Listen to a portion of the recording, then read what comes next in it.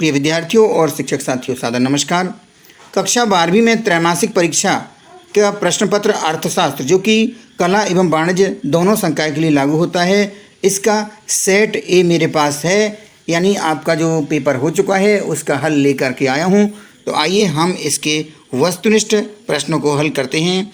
सबसे पहला प्रश्न था, सही विकल्प चुनकर लिखिए। इसमें आधुनिक अर्थशास्त्र का जनक किसे माना जाता है? तो आधुनिक अर्थशास्त्र का जनक माना जाता है एडम स्मिथ को, इसलिए यहाँ पर सही उत्तर है एडम स्मिथ। अगला प्रश्न है, उपयोगिता दृष्टिकोण है। तो उपयोगिता दृष्टिकोण गणनावाचक भी है और क्रमवाचक भी है, इसलिए यहाँ पर हमारा सही विकल्प हो जाएगा सा, गणनावाचक एवं क्रमवाचक दोनों। तीसरा प्रश्न है, बजट रेखा के सभी बिंदु दर्शाते हैं। तो बजट रेखा के सभी बिंदु क्या दर्शाते हैं? समान व्यय को दर्शाते हैं। अगला प्रश्न है, यदि कॉफ़ी की कीमत में वृद्धि होती है तो उपभोक्ता कॉफ़ी की बजाय चाय खरीद सकता है। यह कौन सा प्रभाव है? तो यह प्रभाव कहलाता है प्रतिस्थापन प्रभाव। अगला प्रश्न है, आगत एवं निर्गत के बीच संबंध दर्शाने वाले फलन को कहा जाता है उत्पादन फलन कहा जाता है। अगला प्रश्न है, इनमें से कौन सी परिवर्तनशील लागत है? तो जो दी गई लागत है इनमें कच्चे माल की लागत यह परिवर्तनशील लागत के अंतर्गत आती है। प्रश्न दूसरा है, रिक्त स्थानों की पूर्ति कीजिए। पहला रिक्त स्थान दिया है कि रिक्त स्थान साधनों के सर्वोत्तम वैकल्पिक उपयोग की लागत है। तो यहाँ आएगा अवसर लागत। क्या लिखेंगे हम? अवसर लागत। अवसर लागत पहले वाले खाली स्थान में जाएगी। इसके बाद में अगला जो प्रश्न है इसमें कि औसत आगम रिक्त स्थान के बराबर होता है। तो औसत आगम किसके बराबर होता है? कीमत के बराबर होता है, तो यहाँ पे आएगा कीमत। अगला प्रश्न है, दीर्घकाल में पूर्ण प्रतिस्पर्धी बाजार में एक फर्म को रिक्त स्थान प्राप्त होता है। तो यहाँ पे हमें भरना था सामान्य लाभ। यानी दीर्घकाल में पूर्ण प्रतिस्पर्धी बाजार में एक फर्म को सामान्य लाभ प्राप्त होता है।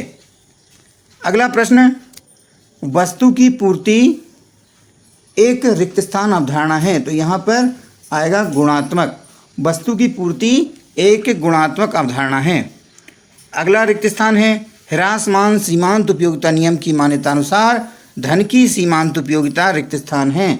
तो धन की हो या किसी दूसरी वस्तु की सीमांत उपयोगिता क्या होती है? घटती है, यह घटती जाती है, क्योंकि ह्रासमान सीमांत उपयोगिता नियम की मान्यता यही है कि किसी भी वस्तु की सीमांत उपयोगिता घटती जाती है। तो यहाँ पर हमें लिखना होगा घटती। अगला रिक्त स्थान है, मांग का नियम एक रिक्त स्थान दृष्टिकोण है। तो मांग का जो नियम है वह गुणात्मक दृष्टिकोण है, गुणात्मक कथन है। अगला प्रश्न है, सत्य अथवा असत्य बताइए। पहला है, मांग वक्र किसी वस्तु की कीमत और उसकी मांगी जाने वाली मात्रा के बीच व्युत्क्रम संबंध को दर्शाता है। यह बिल्कुल सही है, सत्य है, क्योंकि जब किसी वस्तु की कीमत बढ़ती है और उसकी मांगी जाने वाली मात्रा कम होती है तो मांग वक्र क्या होता है? ऋणात्मक ढाल वाला होता है। यहाँ पर हम कहें कि व्युत्क्रम संबंध को दर्शाता है, कथन सत्य है।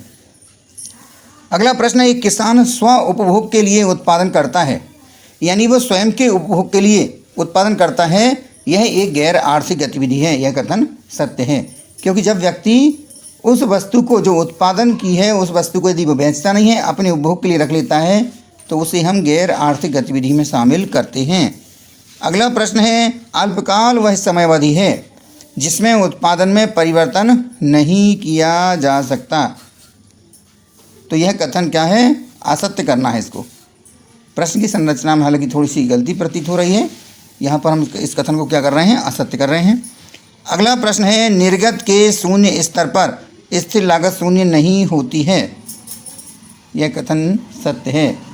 अगला प्रश्न है, साधनों के घटते प्रतिफल के कारण सीमांत लागत वक्र यू आकार का होता है।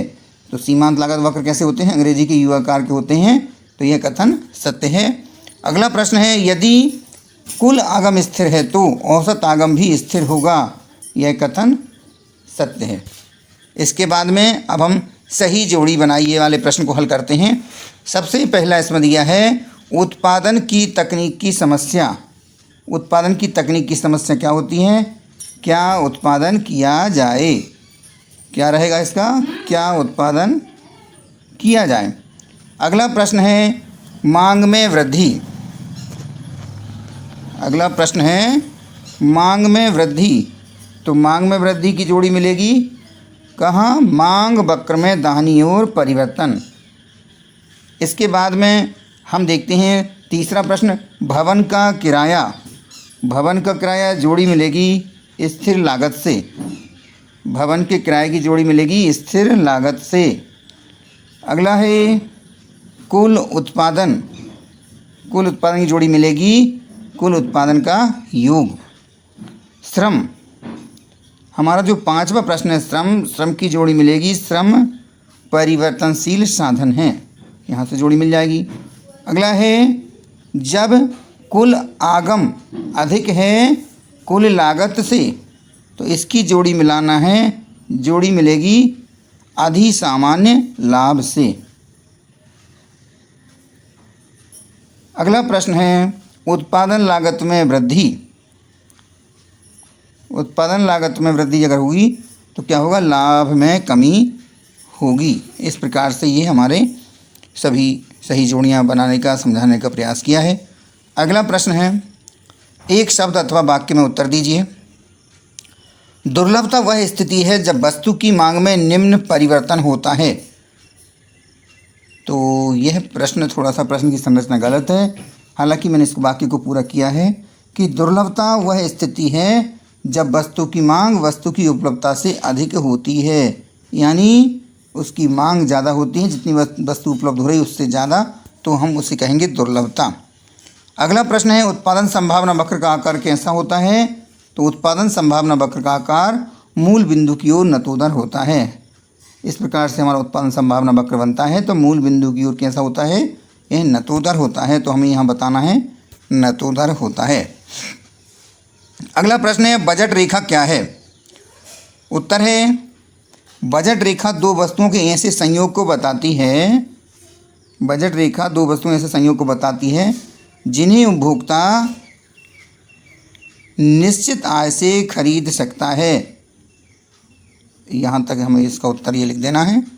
इसके बाद में अगला प्रश्न है उच्च उदासीनता वक्र दर्शाता है। तो उच्च उदासीनता वक्र हम जानते हैं, उदासीनता वक्र जो ऊपर वाला होता है वो क्या बताता है? उच्च स्तर की संतुष्टि को बताता है। अगला प्रश्न है निम्न कोटि की वस्तुओं का क्या अर्थ होता है? तो जिन वस्तुओं की जो मांग रहती है वह आय घटने पर, अगर व्यक्ति की आय घट जाती है तो मांग बढ़ती है, तो वह कौन सी वस्तु कहलाएंगी? निम्न कोटि की वस्तुएं। और आय बढ़ जाती है तो उन वस्तुओं की मांग कम हो जाती है। इस प्रकार से इन्हें हम निम्न कोटि वस्तु कहते हैं।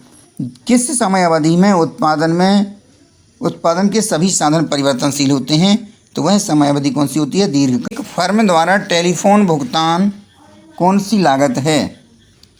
तो टेलीफोन भुगतान क्या है? स्थिर लागत है। तो इस प्रकार से हमने यहाँ पर इस वीडियो के माध्यम से वस्तुनिष्ठ प्रश्नों को हल किया है।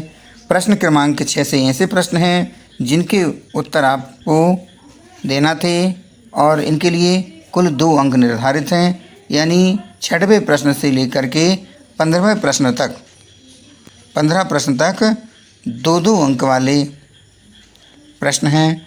इसके बाद में प्रश्न क्रमांक 16 से लेकर के जो प्रश्न हैं वह 3 अंक के हैं। प्रश्न क्रमांक 16 से 19 तक के जो प्रश्न हैं इनके 3 अंक हैं और 20 प्रश्न से लेकर के 23 तक जो प्रश्न दिए हैं वह 4 अंक के हैं। तो इनकी हम शब्द सीमा एक बार देख लेते हैं। शब्द सीमा आपको प्रश्न पत्र में सबसे पहले ही बताई गई है। यहाँ पर देखते हैं प्रश्न क्रमांक 6 से 15 तक प्रत्येक प्रश्न के 2 अंक हैं और शब्द सीमा 30 शब्द है, यानी अधिकतम 30 शब्दों में लिखना है। प्रश्न क्रमांक 16 से 19 तक प्रत्येक प्रश्न के लिए 3 अंक आवंटित हैं और 75 शब्दों में उत्तर देना है। प्रश्न क्रमांक 20 से 23 तक प्रत्येक प्रश्न के लिए 4 अंक आवंटित हैं और शब्द सीमा 120 शब्द में देना है। यहाँ पर मैंने आपको वस्तुनिष्ठ प्रश्नों से अवगत करा दिया है। वीडियो अच्छा लगा हो तो लाइक ज़रूर करें और अपने साथियों को शेयर करें। आपने वीडियो को देखा, आप सभी का बहुत बहुत धन्यवाद।